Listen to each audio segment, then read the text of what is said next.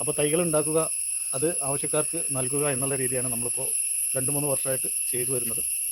അപ്പോൾ നിങ്ങൾ അറിയാത്തവർക്കും കൂടി അതൊക്കെ ഒന്ന് ഷെയർ ചെയ്ത് കൊടുക്കുക. ഹായ്, ഈ സമയത്താണ് നമ്മളെ എയർ ലെയറിങ്, ഗ്രാഫ്റ്റിങ്, വേര് പിടിപ്പിക്കൽ എന്നുള്ളതൊക്കെ നടത്തേണ്ട സമയം, വർഷക്കാലത്താണ്.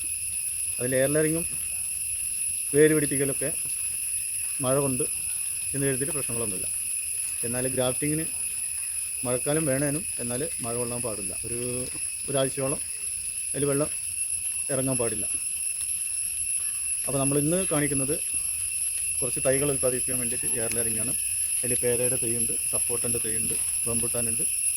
അങ്ങനെ എയർ ലെയറിങ് ഏതാണ് വിജയിക്കുന്നത് അതൊക്കെ നമ്മൾ ചെയ്തു വെക്കുന്നുണ്ട്. അപ്പോൾ അതൊന്ന് പല പ്രാവശ്യമായിട്ട് നമ്മൾ കണ്ടതാണ്, എന്നാലും ഒരു പ്രാവശ്യം കൂടി നമുക്ക് കാണാം. കൊതുകിൻ്റെ ശല്യം കൊണ്ട് വലിയ പ്രശ്നമാണ്. അപ്പോൾ നമ്മൾ കോട്ടിട്ടെങ്കിൽ മാത്രമേ ഇപ്പോൾ ഇവിടെയൊക്കെ സാധിക്കുള്ളൂ. അപ്പോൾ ഈ പേരയുള്ള കമ്പിൽ തന്നെ നമുക്കൊന്ന് എയർ ലെയറിങ് ചെയ്യാം. അപ്പോൾ എയർ ലെയറിങ് നമ്മൾ ചെയ്യുമ്പോൾ എപ്പോഴും ഈ ഇലയുടെ അടിയിലായിട്ടാണ് നമ്മൾ കട്ട് ചെയ്യേണ്ടത്, അല്ലെങ്കിൽ ഇവിടുന്ന് ഈ കമ്പിൽ നിന്ന് പെട്ടെന്ന് വേര് പിടിക്കുകയുള്ളൂ. അപ്പോൾ അതൊരു നമ്മൾ കണ്ടൊരു മെത്തേഡാണ്. മറ്റുള്ളവർക്ക് എന്താ എന്നറിയില്ല, നമ്മളിങ്ങനെയാണ് ചെയ്യാറുള്ളത്. അത് നമ്മളത് കാണിച്ചു തരാം. ഈ കമ്പിലാണ് നമ്മൾ ചെയ്യുന്നതെങ്കിൽ ഈ ലീഫിൻ്റെ ഇവിടെ വെച്ച് കട്ട് ചെയ്യാം. ഒരു 1/2 ഇഞ്ച് നീളത്തിൽ അതിൻ്റെ സ്കിന്നൊന്ന് റിമൂവ് ചെയ്താൽ മതി. 1/2 ഇഞ്ച് മാത്രം മതി, ഇതിൽ കൂടുതൽ വേണ്ട.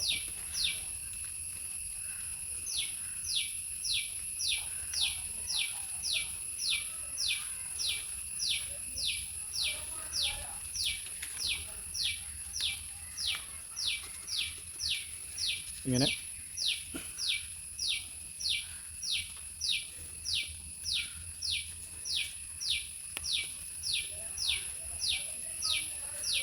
ഇതുപോലെ.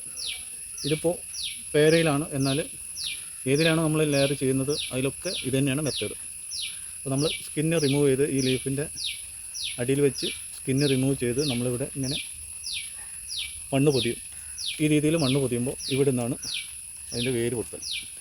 അതിൻ്റെ വേര് പൊട്ടൽ ഇവിടെ നിന്നാണ്. നമ്മൾ ക്ലിയറായിട്ട് നിങ്ങൾക്ക് പറഞ്ഞു തരാം, ആവശ്യക്കാർക്കൊക്കെ ചെയ്യാൻ വേണ്ടി.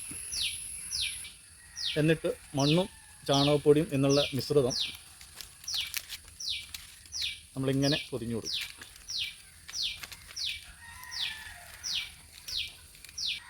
ഇങ്ങനെ പൊതിഞ്ഞു വെക്കുക. അത് മണ്ണിൻ്റെ ഭാരം കൊണ്ട് ഇതിങ്ങോട്ട് തൂങ്ങിയിട്ടുണ്ട്.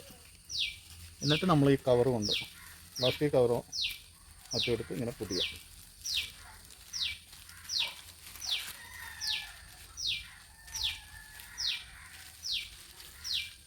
ഇതുപോലെ വരിഞ്ഞ് കിട്ടും.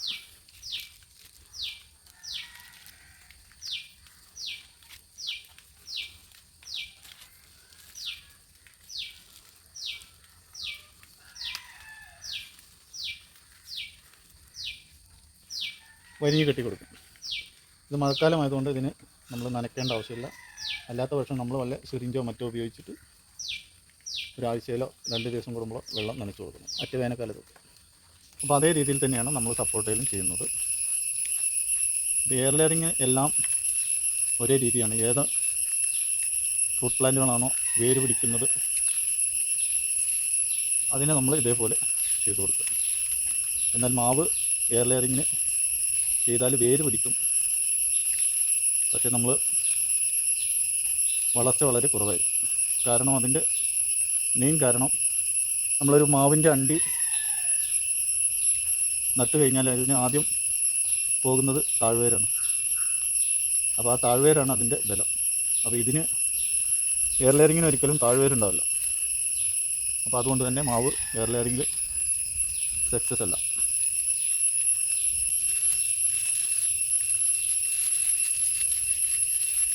ഇതൊക്കെ ഏറ്റവും സിമ്പിളാണ്.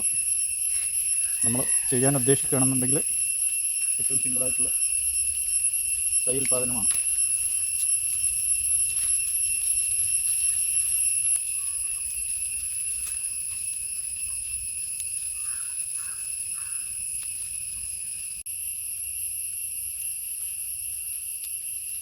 പേരയിലും സപ്പോർട്ടയിലും നിങ്ങൾ എയർ ലെയറിങ് ചെയ്യുന്നത് കണ്ടു, കൃത്യമായിട്ട് കണ്ട് മനസ്സിലാക്കിയിട്ടുണ്ടാകും എന്ന് തന്നെയാണ് വിശ്വാസം. അപ്പോൾ ഇന്നത്തെ എയർ ലെയറിങ്ങിൻ്റെ കോട്ട കഴിഞ്ഞു. നമ്മൾ സപ്പോട്ടയിലും പേരക്കയിലുമായിട്ട് കുറേയൊക്കെ ചെയ്തു വെച്ചിട്ടുണ്ട്. അപ്പോൾ ഇനി നാളെ നമുക്ക് റംബുട്ടാനിൽ ചെയ്യണം. അപ്പോൾ തൈകൾ ഉണ്ടാക്കുക, അത് ആവശ്യക്കാർക്ക് നൽകുക എന്നുള്ള രീതിയാണ് നമ്മളിപ്പോൾ 2-3 വർഷമായിട്ട് ചെയ്തു വരുന്നത്. അപ്പോൾ നിങ്ങൾ അറിയാത്തവർക്കും കൂടി അതൊക്കെ ഒന്ന് ഷെയർ ചെയ്ത് കൊടുക്കുക. അപ്പോൾ തൈ ഉൽപ്പാദനത്തിൽ ഏറ്റവും എളുപ്പമായ മാർഗ്ഗമാണ് നമ്മുടെ എയർ ലെയറിങ്. കാരണം ഇതിന് മറ്റൊരു തൈ നട്ടുപിടിപ്പിക്കുകയൊന്നും വേണ്ട. ഇതൊരു കായ പിടിച്ച മരത്തിൽ വേര് പിടിപ്പിച്ച് വെച്ചാൽ മതി. വേര് പിടിച്ച് കഴിഞ്ഞാൽ നമ്മൾ വെട്ടിയിട്ട് പിന്നെ നമുക്ക് വേണ്ട വിധം ഉപയോഗിക്കാം. അപ്പോൾ അതുകൊണ്ട് തന്നെ ഇന്നിപ്പോൾ നമ്മൾ എത്ര തൈകൾക്ക് ജീവൻ നൽകി എന്നുള്ളത് നമുക്കൊന്ന് കാണാം. ഈ സപ്പോർട്ടയിൽ തന്നെ 8 എണ്ണത്തിൽ ഇപ്പോൾ നമ്മൾ ചെയ്തു വെച്ചിട്ടുണ്ട്. 1 മണിക്കൂർ കൊണ്ട് 8 തൈകൾക്കാണ് നമ്മൾ വേര് പിടിക്കാൻ അവസരം നൽകിയത്. പിന്നെ പേരയിൽ 4 എണ്ണത്തിലും. അപ്പോൾ ഇന്നത്തെ കണക്കാണത്. ഇങ്ങനെ ഓരോ ദിവസവും ഇങ്ങനെ ചെയ്തു വെച്ചാൽ ഈ വർഷം തീരുമ്പോഴേക്കും അനേകം തൈകൾ നമുക്ക് ഉൽപ്പാദിപ്പിക്കാം. ഇതിന് വേണ്ടി കൂടുതലായിട്ട് സമയം കളയും വേണ്ട, പിന്നെ കൂടുതൽ എക്സ്പെൻസും ഇല്ല. വേസ്റ്റായ കവറ്, പിന്നെ ഒരു പ്ലാസ്റ്റിക്കിൻ്റെ കെട്ട് നൂല്, അത്രമാത്രം മതി. പിന്നെ നമ്മളെ വീട്ടിലെ മണ്ണും കുറച്ച് ചാണകപ്പൊടി. ചാണകപ്പൊടിൻ്റെ ആവശ്യം വരുന്നില്ല, പക്ഷേ മണ്ണ് ഉറക്കാതിരിക്കാൻ വേണ്ടി കുറച്ച് ഉപയോഗിച്ചാൽ മതി.